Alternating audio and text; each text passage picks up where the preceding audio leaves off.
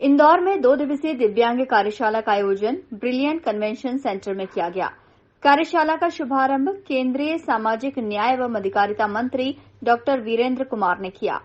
दिव्यांगजन अधिकारिता विभाग, सामाजिक न्याय और अधिकारिता मंत्रालय, भारत सरकार द्वारा आयोजित इस कार्यशाला में विशिष्ट अतिथि केंद्रीय राज्य मंत्री रामदास ओठवले, केंद्रीय राज्य मंत्री प्रतिमा भौमिक ने शिरकत की। उद्घाटन समारोह के दौरान एडीआईपी पोर्टल पर समर्पित सॉफ्टवेयर का भी शुभारंभ किया गया। मंत्री वीरेंद्र कुमार ने बताया कि पैरा ओलंपिक में पहले दिव्यांगों की संख्या कम हुआ करती थी। 19 खिलाड़ियों में से 4 मेडल लेकर आए थे, लेकिन अब टोक्यो ओलंपिक में 54 में से 19 मेडल दिव्यांगों ने जीते हैं।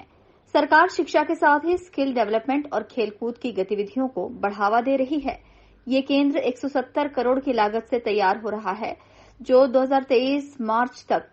शुरू हो जाएगा। सामाजिक न्याय अधिकारिता मंत्रालय के द्वारा 2 दिवसीय कार्यशाला का आयोजन यहाँ पर इंदौर में किया गया है, जिसमें देश के अनेक राज्यों के सामाजिक न्याय अधिकारिता मंत्री भी इसमें आए हैं, राज्यों के सचिवगण भी आए हैं, राज्यों के अधिकारीगण भी आए हैं। हमारे सामाजिक न्याय अधिकारिता मंत्रालय भारत सरकार के हमारे दोनों राज्य मंत्रीगण भी हमारे साथ में आए हैं। हमारे सेक्रेटरी अंजनी भावला मैडम और विभाग के अधिकारीगण यहाँ पर आए हैं। इस 2 दिवसीय कार्यशाला में देश के प्रधानमंत्री आदरणीय नरेंद्र मोदी जी के प्रधानमंत्री बनने के बाद दिव्यांगजनों के लिए, उनके कल्याण के लिए, उनके सम्मान के लिए, उनके कौशल विकास के लिए जिस तरह से गतिविधियों को आगे बढ़ाया गया, जिसमें दिव्यांगजन अधिकार अधिनियम 2016 और इसमें बहुत सारी सुविधाएं इसमें बढ़ाई गई। हम सभी इस क्षेत्र में जो दिव्यांगजनों के सर्वांगीण विकास के लिए काम कर रहे हैं, अलग अलग राज्यों में जो गतिविधियां चलाई जा रही हैं, केंद्र सरकार के द्वारा जो योजनाएं चलाई जा रही हैं, उन सारी योजनाओं का एक और जहां प्रस्तुतिकरण होगा, वहीं प्रस्तुतिकरण के साथ ही साथ राज्यों की भी योजनाओं की जानकारी मिलेगी, जिससे एक दूसरे के विचारों को साझा करने का अवसर हमको तो प्राप्त होगा ही। साथ ही साथ पिछले वर्षों में आदरणीय मोदी जी के प्रधानमंत्री बनने के बाद जैसे मध्य प्रदेश में ग्वालियर में और राष्ट्रीय खेल केंद्र दिव्यांगजनों के लिए वहाँ पर बनवाया जा रहा है, जिसमें दिव्यांगजनों के लिए सब तरह की खेल कूद की गतिविधियों का प्रशिक्षण देने के लिए वहाँ पर कोर्ट परिसरों का निर्माण कार्य कराया जा, छात्रावास का भी निर्माण कराया जा रहा है, जिसमें हमारे देश भर के दिव्यांग खिलाड़ियों को वहाँ पर लाकर प्रशिक्षण दिया जाएगा। और ये प्रशिक्षण आपने देखा कि पहले जब पैरा ओलंपिक खेलों में हमारे देश से दिव्यांग खिलाड़ी भाग लेने के लिए जाते थे तो उनकी संख्या बहुत कम हुआ करती थी, लेकिन हमने देखा कि पिछले जहां पैरा ओलंपिक खेलों में हमारे देश से सिर्फ 19 खिलाड़ी गए थे, 4 मेडल जीत के आए। लेकिन इस बार जो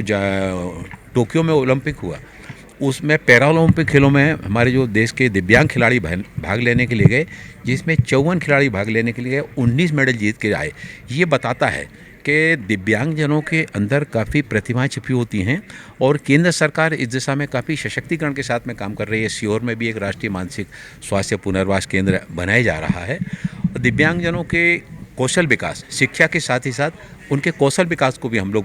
प्रमुखता से आगे बढ़ा रहे हैं, ताकि दिव्यांगजन स्किल ट्रेनिंग ले सकें और स्किल ट्रेनिंग लेने के बाद वो अपना कोई काम प्रारंभ करना चाहते हैं तो दिव्यांगता वित्त विकास निगम से उनको कम ब्याज की दर पर लोन उपलब्ध कराया जाता है और फिर उनके द्वारा निर्मित वस्तुओं को हम लोग ई-कॉमर्स प्लेटफॉर्म के माध्यम से और समय समय पर जो जागरूकता मेले लगते हैं उनके साथ भी हम लोग जोड़ते हैं, ताकि उनके द्वारा निर्मित वस्तुओं का विक्रय भी किया जा सके। मंत्री ने बताया कि सरकार ट्रांसजेंडर्स के लिए भी संवेदनशील है और हाल ही में स्वास्थ्य विभाग के साथ आयुष्मान योजना से भी उन्हें जोड़ा गया है और 5 लाख तक का इलाज करा सकेंगे। उन्होंने कहा कि ट्रांसजेंडर आज शिक्षा के माध्यम से अच्छे पदों पर भी हैं और रायपुर में 12 ट्रांसजेंडर पुलिस में भी कार्यरत हैं।